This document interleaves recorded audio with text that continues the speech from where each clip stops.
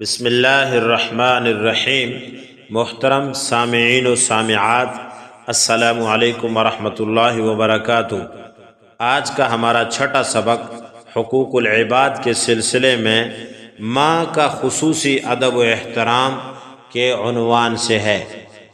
ماں یعنی والدہ کی خصوصی تعظیم کرنا اولاد کا فرض ہے۔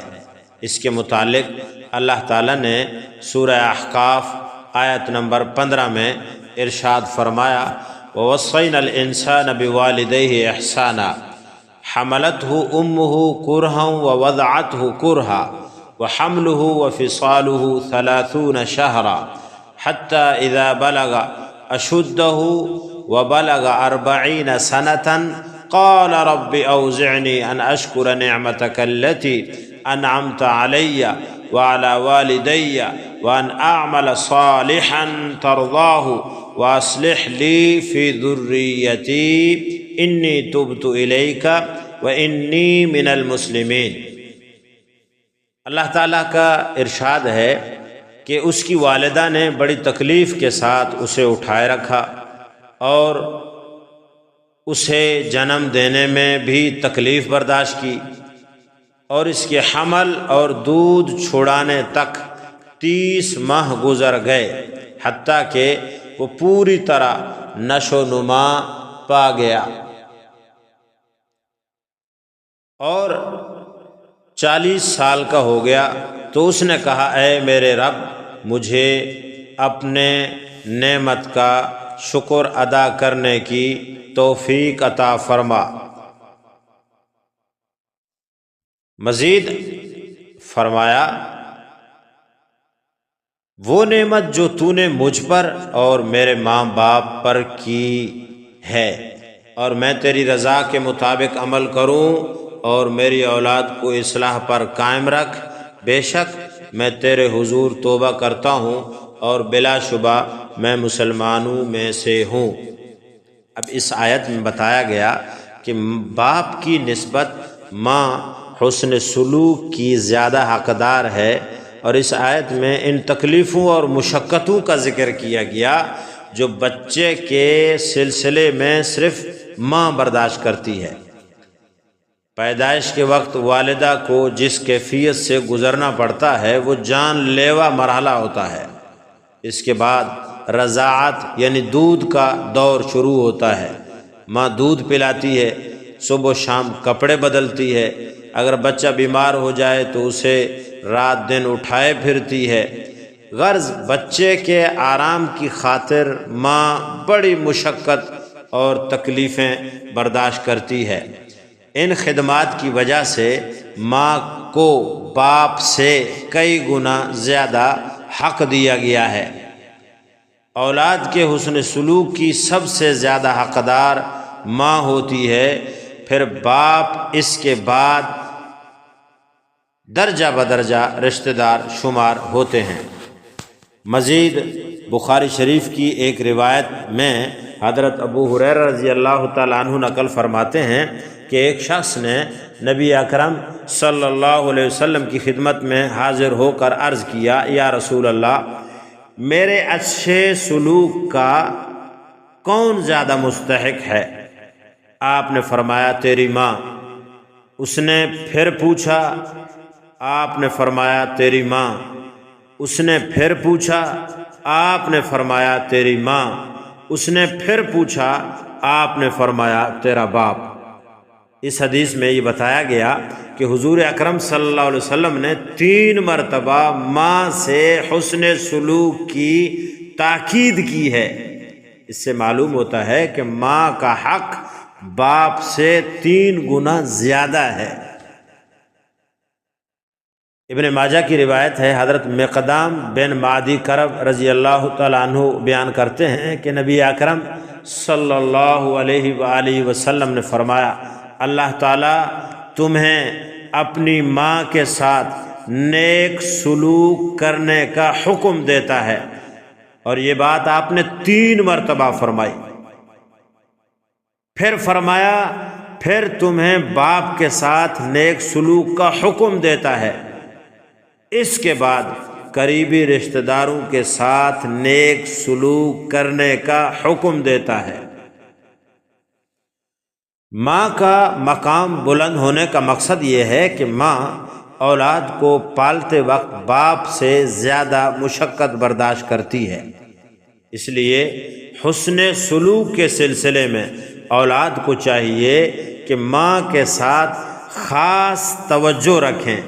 ماں کی خدمت و اطاعت جنت میں جانے کا ذریعہ ہے، اسی لیے یہ کہا گیا کہ ماں کے قدموں تلے جنت ہے۔ اب آپ اندازہ لگائیں کہ جہاد ایک ایسا عمل ہے جس کے باعث جنت میں داخلہ لازم ہو جاتا ہے، مگر حضور علیہ الصلاۃ والسلام نے یہ فرمایا کہ جہاد میں جانے کے بجائے ماں کے پاس رہ کر اس کی خدمت کی جائے تو بھی انسان جنت میں داخل ہوگا۔ مگر یہ بات یاد رکھنی چاہیے، اگر جہاد میں جانا لازمی قرار دیا جائے امیر المومنین کی طرف سے تو پھر اس میں جانا لازمی ہی ہوگا۔ عام حالات میں ماں کی خدمت کو ترجیح دی جائے اور اس پر توجہ دی جائے اور جنت کمائی جائے۔ حضرت معاویہ بن جاہمہ رضی اللہ تعالیٰ عنہ کہتے ہیں، میرے والد نبی اکرم صلی اللہ علیہ وسلم کی خدمت میں حاضر ہوئے اور عرض کیا، میرا ارادہ جہاد کرنے کا ہے، میں آپ سے مشورہ کرنے آیا ہوں۔ آپ صلی اللہ علیہ وسلم نے فرمایا، کیا تمہاری ماں موجود ہے؟ انہوں نے کہا، جی ہاں۔ آپ صلی اللہ علیہ وسلم نے فرمایا، اسے چھوڑ کر نہ جاؤ، کیونکہ جنت اس کے قدموں میں ہے۔ نسائی شریف کی روایت ہے۔ یہ بھی عام حالات پر منحصر ہے۔ ماں کی خدمت کو ترجیح دینا چاہیے اور ماں کی اطاعت اور ماں کے ساتھ حسن سلوک عام حالات میں جہاد پر مقدم ہے، کرنی چاہیے۔ حضرت طلحہ بن معاویہ بیان کرتے ہیں کہ میں نبی اکرم صلی اللہ علیہ وسلم کی خدمت میں حاضر ہوا، میں نے عرض کیا، اے اللہ کے رسول، میں جہاد فی سبیل اللہ کا ارادہ رکھتا ہوں۔ آپ نے فرمایا، تمہاری ماں زندہ ہے؟ میں نے کہا، جی ہاں۔ آپ صلی اللہ علیہ وسلم نے فرمایا، اس کے پیروں کے ساتھ چمٹے رہو، جنت وہی ہے۔ طبرانی۔ حضرت انس رضی اللہ تعالیٰ عنہ سے روایت ہے کہ جنت ماں کے قدموں کے نیچے ہے۔ حضرت فاطمہ رضی اللہ تعالیٰ عنہا سے روایت ہے کہ اپنی ماں کے قدموں سے چمٹے رہو، جنت وہی ہے۔ حضرت عبداللہ بن عمر رضی اللہ تعالیٰ عنہ نے ایک یمنی شخص کو دیکھا، وہ اپنی والدہ کو پیٹھ پر اٹھائے طواف کر رہا تھا اور ساتھ یہ اشعار پڑھتا تھا، جس کا ترجمہ یہ ہے کہ میں اس کا فرمانبردار اونٹ ہوں، اگرچہ اونٹ بھی اپنے سوار کو ڈراتا ہے لیکن میں ان کو خوف زدہ نہیں کرتا۔ پھر طواف کے بعد اس نے حضرت عبداللہ بن عمر رضی اللہ تعالیٰ عنہما سے پوچھا کہ حضرت آپ کا کیا خیال ہے، کیا میں اپنی ماں کا حق ادا کرنے والا ہوں، یعنی میں نے حق ادا کر دیا؟ حضرت ابن عمر رضی اللہ تعالیٰ عنہما نے فرمایا، نہیں، ہرگز نہیں۔ عورت ولادت کے وقت جس تکلیف و مصیبت سے دوچار ہوتی ہے، اس ایک آہ کا بھی یہ بدلہ نہیں ہے۔ الادب المفرد والبیہقی۔ امام بخاری رحمۃ اللہ علیہ نے اپنی کتاب الادب المفرد میں، جس کا آغاز انہوں نے والدین کے ساتھ حسن سلوک کے باب سے کیا ہے، ماں کے ساتھ حسن سلوک کے باب کو باپ کے حسن سلوک کے باب پر مقدم رکھا ہے، یعنی پہلے ماں کے ساتھ حسن سلوک والا باب رکھا، اس کے بعد والد صاحب والے باب کو ذکر کیا۔ چنانچہ قرآن کریم نے والدین سے حسن سلوک کرنے کی تاکید کے ساتھ ماں کی فضیلت کی طرف الگ اشارہ کیا ہے، کیونکہ وہ حمل و رضاعت کے مراحل میں مشقتیں اور تکالیف برداشت کرتی ہے۔ سورہ لقمان آیت نمبر 14 میں اللہ تعالیٰ نے فرمایا ہم نے انسان کو اپنے والدین کا حق پہچاننے کی تاکید کی ہے، اس کی ماں نے ضعف پر ضعف اٹھا کر اسے اپنی پیٹ میں رکھا اور 2 سال دودھ چھوٹنے میں لگے، میرا اور اپنے والدین کا شکر بجا لاؤ، میری ہی طرف تمہیں پلٹنا ہے۔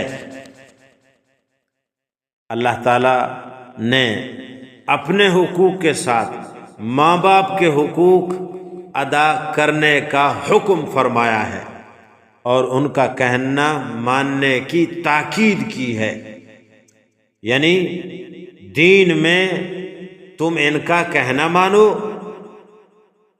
اور اگر وہ کفر و شرک کا حکم دیں تو ان میں سے کسی کی اطاعت نہیں کی جائے گی، یعنی باپ یا ماں شرک یا کفر یا اللہ تعالیٰ کے احکامات توڑنے کا حکم دیں تو پھر باپ ہو چاہے ماں ہو کسی کی اطاعت نہیں کی جائے گی اس بات میں۔